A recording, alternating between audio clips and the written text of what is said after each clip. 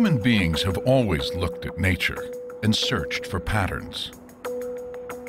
Eons ago, we gazed at the stars and discovered patterns we call constellations, even coming to believe they might control our destiny. We watch the days turn to night and back to day, and seasons as they come and go, and called that pattern time. We see symmetrical patterns in the human body and the tiger's stripes, and build those patterns into what we create, from art to our cities.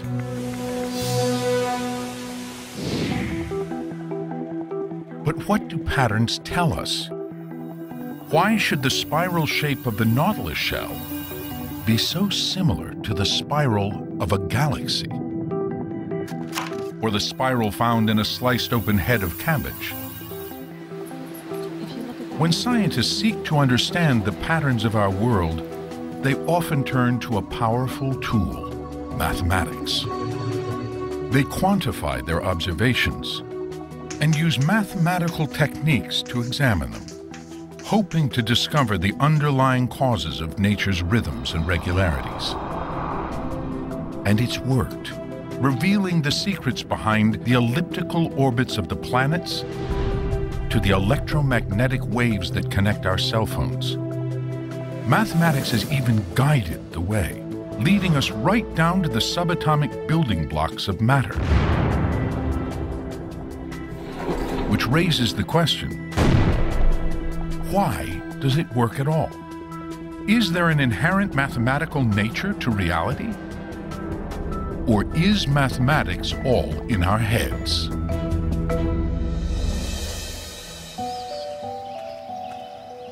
Mario Livio is an astrophysicist who wrestles with these questions.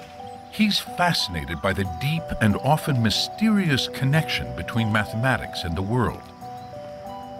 If you look at nature, there are numbers all around us. You know, look at flowers, for example. So there are many flowers that have 3 petals like this, or 5 like this. Some of them may have 34 or 55. These numbers occur very often. These may sound like random numbers, but they're all part of what is known as the Fibonacci sequence, a series of numbers developed by a 13th century mathematician.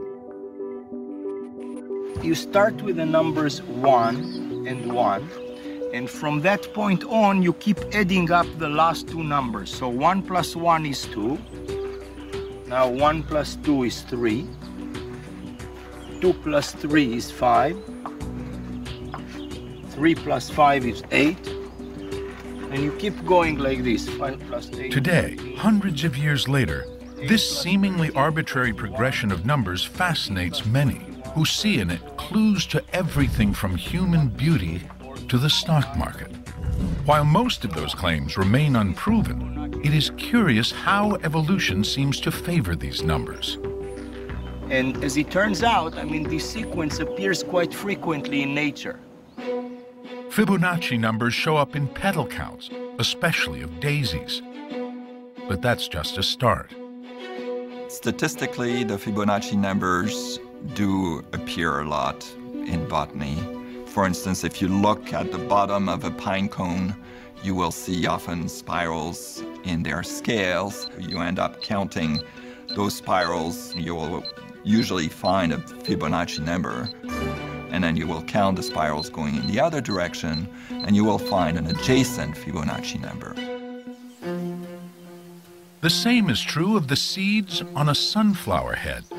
2 sets of spirals, and if you count the spirals in each direction, both are Fibonacci numbers. While there are some theories explaining the Fibonacci botany connection, it still raises some intriguing questions.